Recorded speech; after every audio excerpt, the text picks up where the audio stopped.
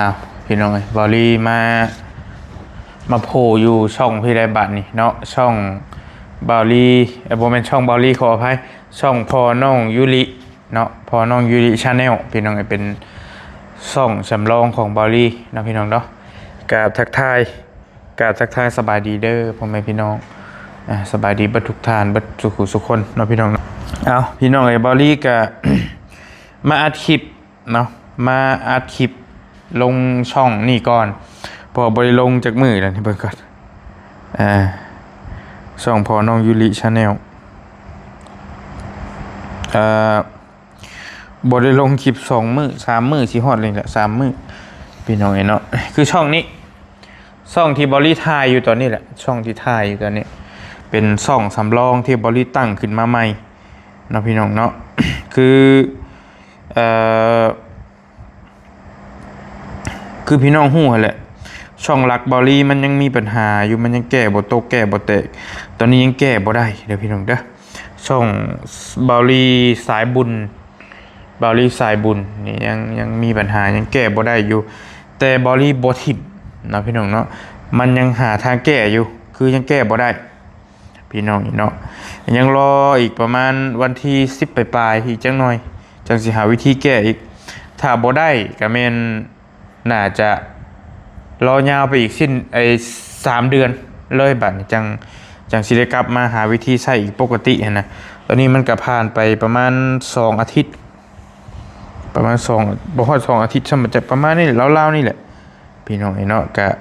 ยังมีปัญหาอยู่ตอนนี้ก็บอลลี่ยังใช้อยู่ช่องแทบจะว่าใช้ช่องนี้เป็นหลักช่องเดียวนี่ใช้ช่องนี้ช่องบอลลี่สะพานบุญชาแนลเนาะเพราะว่าตอนนี้มันช่องนี้มันมีโฆษณามันเปิดสร้างรายได้ปกติบัดทุกอย่างตัวนี้ก็ได้อยู่และช่องที่บอลลี่กำลังถ่ายอยู่ตอนนี้เป็นช่องสำรองเนาะที่บอลลี่ตั้งขึ้นมาใหม่ตั้งขึ้นมาแทนช่องบอลลี่สายบุญนั่นแหละเพราะว่าช่องหลักเนี่ยมันไปแล้วพี่น้องช่องถือแบนรายได้แต่ว่าเฮาก็ต้องสู้ใหม่เนาะพี่น้องเนาะก็บ่เป็นหยังพี่น้องก็เบิ่งก่อนบอดี้ลงคลิปไป1 2 3 4 5 คลิปลงไป5 คลิปก็ถือว่ากดเกณฑ์กับผ่านเบิดแล้วพี่น้องเนาะคนติดตามกับผ่านแล้วคนติดตาม 2,270 คนเนาะก็ต้องขอบใจหลายๆทั้งพ่อแม่พี่น้องเบิดทุกท่านเนาะผู้ติดตามนี่ผ่านแล้วเพราะว่าเป้าหมายแรกๆเลยเพิ่นขอผู้ติดตาม 1,000 คนและการรับชมเวลาใน4,000 ชั่วโมงนะพี่น้องแต่ว่าตอนนี้เนี่ยช่องบอลลี่ผ่านแล้วถ้าพี่น้องคนใดเป็นครีเอเตอร์เป็นยูทูบเบอร์น่าจะฮู้กฎนี่ดีเนาะแต่ว่าพี่น้องที่บ่ค่อยได้เฮ็ด YouTube กันน่าจะบ่ฮู้ปานใดที่เฮาเว้านี้เนาะคือผู้ติดตาม 1,000 คนและเวลาในการรับชม 4,000 ชั่วโมงมันจะสามารถเข้าร่วมโปรแกรมพาร์ทเนอร์หรือว่าสร้างรายได้จาก YouTube ได้นั่นเองเนาะพี่น้องเนาะพี่น้องที่เป็นยูทูบเบอร์น่าจะฮู้ดีบอดี้ตั้งช่องใหม่ลงไป5 คลิปก็ตั้งได้7 มื้อก็ตั้งได้อาทิตย์นึงก็ถือว่าพ่อแม่พี่น้องให้เข้ามาให้ความสนใจแล้วก็ให้กำลังใจล้นหลามก็ต้องขอบคุณอีกเทื่อนึงเนาะขอบใจหลายๆที่บ่ป้าบ่ทิ่มทางบอดี้พี่น้องที่ว่าช่องบอดี้ผ่านแล้วผ่านทั้งกดผ่านทั้งผู้ติดตามแล้วก็ผ่านทางชั่วโมงแต่ว่าตอนนี้ยังรอชั่วโมงเพิ่นนับให้อยู่ยังรอชั่วโมงเพิ่นยังนับชั่วโมงให้อยู่พี่น้องเนาะยังบ่ทันเปิดสร้างรายได้เทื่อเพิ่นบริไลเบิ่งอีกประมาณ 2-3 มื้อสิฮอดนี่แหละประมาณมื้อ2 มื้อสิฮอดนี่แม่นช่องบริจะเปิดสร้างรายได้ได้เนาะเดี๋ยวลองเบิ่งว่าได้ใดเดี๋ยวบริจะแจ้งพี่น้องอีกเทื่อนึงพี่น้องเนาะเรื่องช่องสำรองบริแต่ก็ถือว่าผ่านไปแล้วชั่วโมงพี่น้องเนาะผู้ที่ตามหาก็ได้ลูกสาวให้หาก็ได้ 2,000 คนเนาะ 2,000 ปลายเป้าหมายต่อไปก็คือ 10,000 คน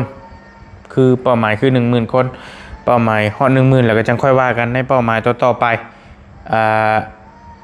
หลายๆหมื่นไปหาแสนไปก็จังว่ากันก็ต้องค่อยขยับค่อยเป็นค่อยไปนะพี่น้องเนาะบอลี่ลงคลิปแรกคือคลิปน้องยุริคลิป2กับคลิปกับน้องยุริคลิปที่3นั้นเป็นคลิปน้องป๊อปคลิปที่4นั้นเป็นคลิปน้องจอนคลิปที่5นั้นเป็นคลิปที่บอลี่พาตูเมกลับมาจากมุกดาหารเนาะพาเมตูเมไปฟอกไตมื้อนั้นและคลิปที่6กำลังไล่อยู่นี่กำลังสิลงนะพี่น้องเนาะก็เป็น